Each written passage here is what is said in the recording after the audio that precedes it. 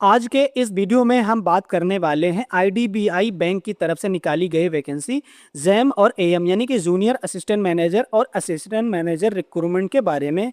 इस वीडियो में हम इसका कंप्लीट लाइव फॉर्म फिलअप का प्रोसेस आपको बताने वाले हैं कि कैसे इसके ऑनलाइन फॉर्म को आप स्टेप बाय स्टेप फिल कर सकते हैं। और साथ में दोस्तों इस वैकेंसी से रिलेटेड हम सारी जानकारी आपको देने वाले हैं जो आपके लिए जानना बेहद ज़रूरी है। तो नमस्कार दोस्तों, स्वागत है आपके अपने यूट्यूब चैनल इन्फॉर्मेशन वाला में।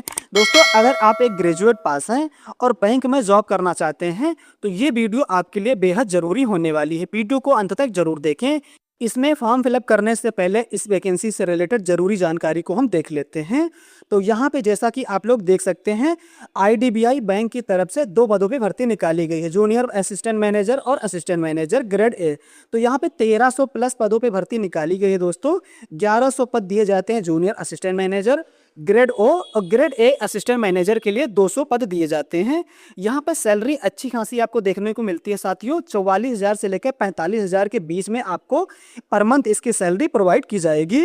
तो यहाँ पे इसकी एलिजिबिलिटी की बात करते हैं तो अगर आप जैम यानी कि जूनियर असिस्टेंट मैनेजर के लिए आवेदन कर रहे हैं तो ग्रेजुएशन में आपके 60% मार्क्स कंपलसरी हैं। अगर आप जनरल या ओबीसी कैंडिडेट हैं, अगर आप एससी एसटी कम्युनिटी से आते हैं तो ग्रेजुएशन में आपके 55% मार्क्स मिनिमम निर्धारित किए गए हैं। और अगर आप असिस्टेंट मैनेजर के लिए आवेदन कर रहे हैं साथियों तो ऐसे में ग्रेजुएशन के साथ साथ आपके पास 2 साल का एक्सपीरियंस भी होना चाहिए, तब आप असिस्टेंट मैनेजर के पद पर आवेदन कर सकते हैं।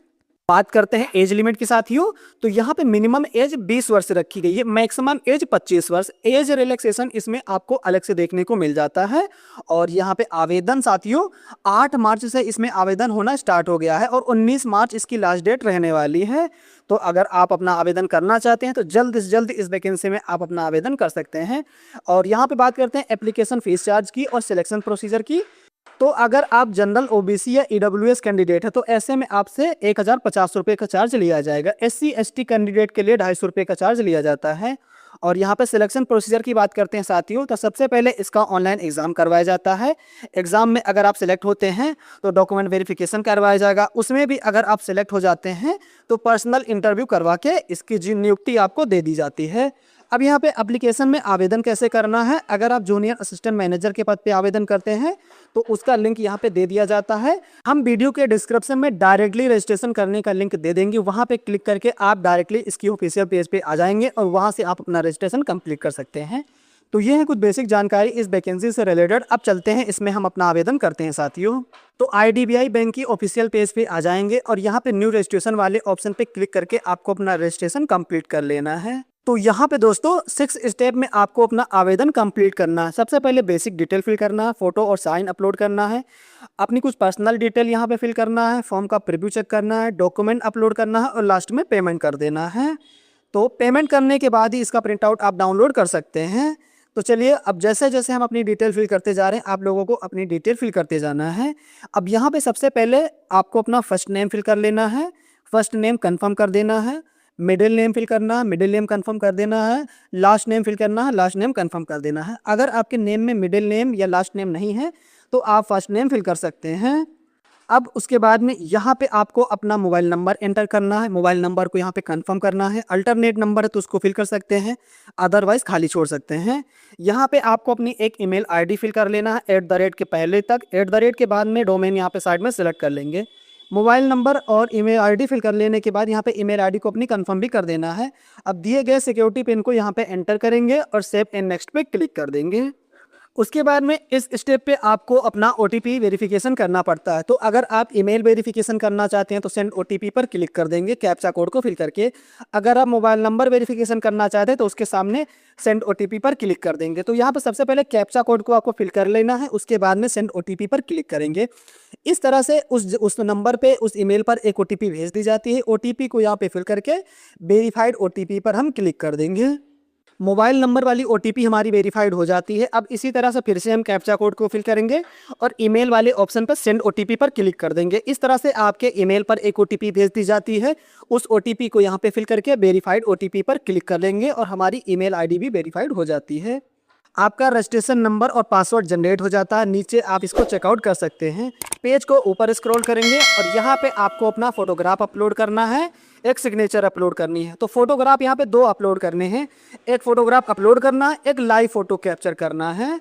तो यहाँ पे लाइव फोटो कैप्चर करने के लिए कैप्चर फोटो वाले ऑप्शन पे क्लिक करके फोटो कैप्चर कर सकते हैं, या फिर यहाँ पे जो कैप्चा कोड दिया जाता है इसको आपको अपने फ़ोन से स्कैन कर लेना है और यहाँ पे अपलोड करने का ऑप्शन आ जाता है फोटोग्राफ। तो चलिए जल्दी से हम अपना फोटोग्राफ और लाइव फोटो कैप्चर कर लेते हैं और उसके बाद में यहाँ पे आपको अपनी सिग्नेचर भी अपलोड कर देनी है। तो यहाँ पे ब्राउज वाले ऑप्शन पे क्लिक करेंगे और जहाँ पर भी हमने अपने गैलरी में फोटोग्राफ सेव करके रखा है उसको सिलेक्ट करके अपलोड कर देंगे।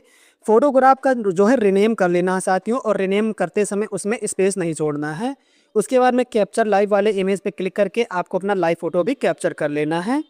फोटोग्राफ हमारा अपलोड हो जाता है। डिक्लेरेशन पे क्लिक करेंगे और यहाँ पे आपको अपनी सिग्नेचर अपलोड कर लेनी है। सिग्नेचर भी हमारी अपलोड हो जाती है। अब यहाँ पे नेक्स्ट पे क्लिक कर देंगे।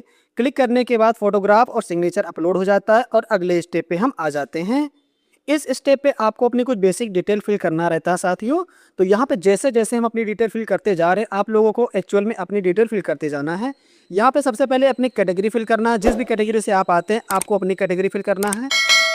पर्सन विद बेंचमार्क डिसेबिलिटी के अगर अंतर्गत आते हैं, एप्लीकेबल है तो यस करना है, नहीं आते हैं तो नो करना है। अगर आप एप्लीकेबल है तो किस तरह की डिसेबिलिटी आपको है उसको फिर यहाँ पे फिल करना है। तो यहाँ पे सभी ऑप्शन को फिल करना कंपलसरी नहीं है, जो ज़रूरी है मैंडेटरी है उसी को हम फिल करेंगे। अब यहाँ पे अगर आपके फैमिली मेंबर में कोई 1984 के बारे में किसी की डेथ हुई है तो यहाँ पे यस करना है, अगर नहीं हुई है तो यहाँ पे आप सिंपल नो कर सकते हैं। उसके बाद में आपको अपना रिलीजन यहाँ पे सिलेक्ट कर लेना है। रिलीजन सेलेक्ट कर लेने के बाद माइनॉरिटी कम्युनिटी से अगर आते हैं तो इसमें भी अगर आप आते हैं तो यस करना है, अगर नहीं आते तो आप सिंपल यहाँ में नो कर सकते हैं। उसके बाद में एक्स सर्विस मैन है तो यस करना है, अगर नहीं है तो यहाँ पर भी आपको नो कर देना है। उसके बाद में यहाँ पे प्लेस में आपको अपने डिस्ट्रिक्ट का नाम फिल कर लेना है और यहाँ पे आपको अपने डोमिसाइकिल यानी कि जिस भी स्टेट से आप आते हैं उस स्टेट को सेलेक्ट कर लेना है। नेशनलिटी में इंडियन सेलेक्ट कर लेना है आपको। उसके बाद में इन दोनों ऑप्शन में दोस्तों अगर आप एप्लीकेबल हैं आप लोगों को अपने अकॉर्डिंग रीड आउट करके इसका आंसर देना है। तो अगर आप एप्लीकेबल हैं तभी यस कीजिएगा, अदरवाइज़ यहाँ पे आप नो कर सकते हैं। उसके बाद में आप अपना एग्ज़ाम कौन से स्टेट में देना चाहते हैं, स्टेट सेलेक्ट कर लेने के बाद यहाँ पे एग्ज़ाम सेंटर सेलेक्ट कर लेना। तो जो आपके नज़दीकी सेंटर है उसी को सेलेक्ट कीजिएगा। उसके बाद में सिलेक्शन के बाद पोस्टिंग कहाँ पे लेना चाहते हैं उसको यहाँ पे एंटर करना है।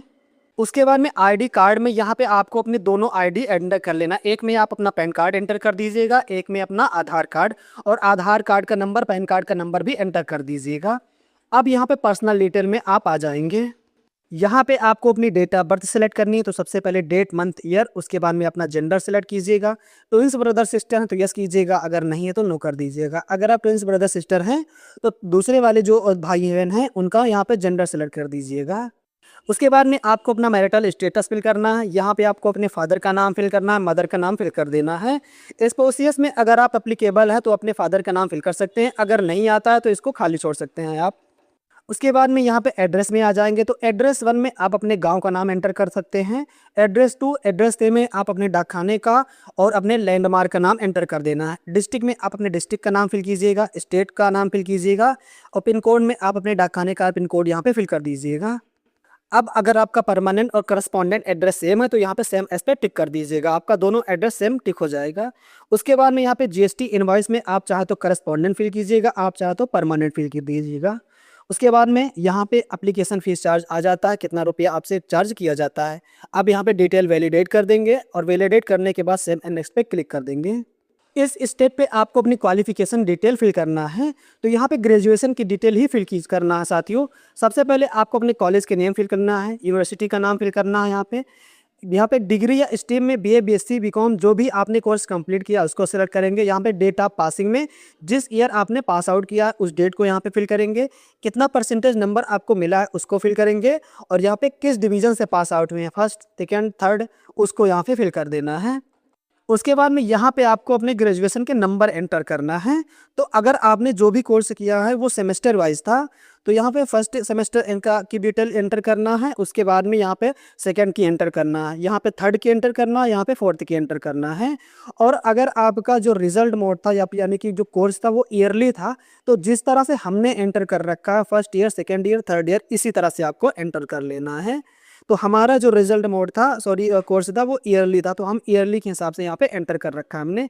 तो ये होता है ईयरली वाला। उसके बाद टोटल नंबर यहाँ पे आपके आ जाएंगे। उसके बाद में अगर आपके पास कंप्यूटर की या आईटी की कोई बेसिक जानकारी है तो यहाँ पे यस कर दीजिएगा और बेसिक नॉलेज आप कंप्यूटर एंटर कर दीजिएगा।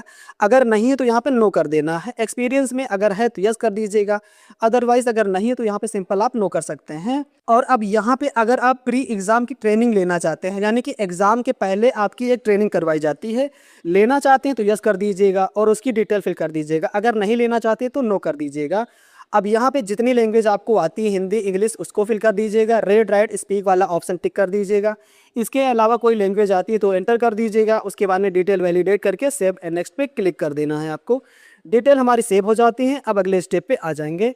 इस स्टेप पे आपके एप्लीकेशन का प्रीव्यू आ जाता है, प्रीव्यू चेक कर लेना। चेक कर लेने के बाद नीचे आएंगे, आई एग्री पे क्लिक करेंगे, कंप्लीट रजिस्ट्रेशन वाले ऑप्शन पे क्लिक कर देंगे, ओके पे क्लिक करेंगे, ओके पे एक बार फिर से क्लिक करेंगे। अब यहाँ पे आपको अपने डॉक्यूमेंट को अपलोड करना है। तो सबसे पहले लेफ्ट थंब का फिंगरप्रिंट इंप्रेशन अपलोड करना है। दूसरे वाले ऑप्शन में hand written declaration note upload करना है। नोट में क्या अपलोड करना है डिस्प्ले पे हम दे देंगे, इसको आपको वाइट पेपर पे वाइट ब्लैक पेन से लिख लेना है, इसी को स्कैन करके अपलोड करना है। डॉक्यूमेंट अपलोड करने के लिए चूज फाइल पे क्लिक करेंगे और जहां पर भी हमने अपना डॉक्यूमेंट सेव करके रखा है उसको सेलेक्ट करके अपलोड कर देंगे। थंब इंप्रेशन हमारा अपलोड हो जाता है। अब हम डिक्लेरेशन नोट अपलोड करेंगे, तो यहाँ पे हमारा हैंड रिटन डिक्लेरेशन नोट भी अपलोड हो जाता है। अब यहाँ पे कैप्चा कोड को फिल करेंगे और सेव एंड नेक्स्ट पे क्लिक कर देंगे। डिटेल हमारी सेव हो जाती हैं। अब आपके एप्लीकेशन का पेमेंट करने का ऑप्शन आ जाता है। तो यहाँ पे 250 रुपये का चार्ज हमसे लिया जाता है। सिक्योरिटी पिन को एंटर करेंगे, एंटर करने के बाद प्रोसीड पे क्लिक कर देंगे और इस तरह से आपके सामने मल्टीपल ऑप्शन आ जाते हैं पेमेंट करने के। तो जिस भी मोड में आप अपना पेमेंट करना चाहते हैं सेलेक्ट करके पेमेंट कर देंगे। पेमेंट करने के बाद ही इसके प्रिंट आउट को आप डाउनलोड कर सकते हैं। तो इस तरह से साथियों आईडीबीआई बैंक की तरफ से निकाली गई वैकेंसी जेम और एएम के ऑनलाइन फॉर्म को आप स्टेप बाय स्टेप फिल कर सकते हैं बिना किसी प्रॉब्लम के साथ। फॉर्म फिल करते समय अगर आपको किसी प्रकार की कोई समस्या हो रही तो नीचे कमेंट करके जरूर बताएं। वीडियो हेल्पफुल लगी हो दोस्तों तो वीडियो को लाइक करें, चैनल को सब्सक्राइब करें। मिलते हैं किसी अन्य वीडियो में, तब तक के लिए